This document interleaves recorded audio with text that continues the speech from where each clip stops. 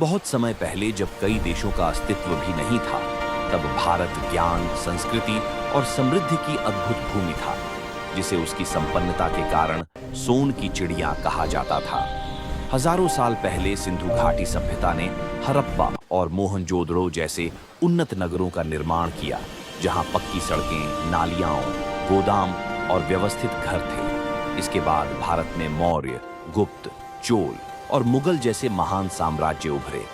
सम्राट अशोक ने युद्ध से दुखी होकर अहिंसा का संदेश फैलाया, जबकि गुप्त काल को स्वर्ण युग कहा गया, जिसमें आर्यभट्ट ने शून्य का सिद्धांत दिया और कला, विज्ञान तथा साहित्य में अद्भुत प्रगति हुई। दक्षिण का चोल साम्राज्य समुद्री व्यापार और विशाल मंदिरों के लिए प्रसिद्ध हुआ। इसी दौरान नालंदा और तक्षशिला जैसे महान विश्वविद्यालयों ने भारत को शिक्षा का वैश्विक केंद्र बना दिया, जहां दुनिया भर के छात्र पढ़ने आते थे।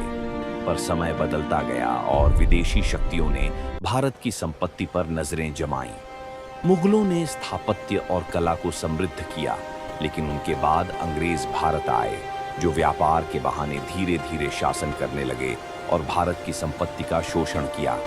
भारी करों और अन्याय से जनता परेशान हो गई, लेकिन इसी कठिन दौर ने आजादी की लड़ाई को जन्म दिया।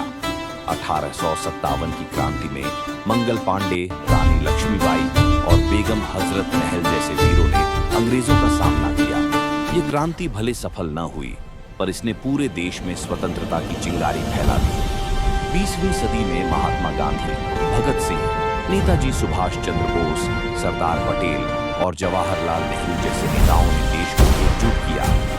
गांधी जी ने सत्याग्रह और अहिंसा का मार्ग अपनाया, जबकि युवा क्रांतिकारियों ने देश को आजादी के लिए प्रेरित किया। लाखों लोगों के त्याग और बलिदान के बाद अंततः 15 अगस्त 1947 को भारत स्वतंत्र हुआ।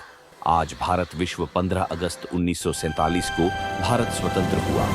आज भारत विश्व के सबसे बड़े लोकतंत्रों में से एक है, जो विज्ञान, तकनीक, अंतरिक्ष, खेल और कला में निरंतर प्रगति कर रहा है। भारत का इतिहास हमें सिखाता है कि कठिनाइयां चाहे कितनी भी बड़ी हो, एकता, साहस और ज्ञान से हर संघर्ष जीता जा सकता है।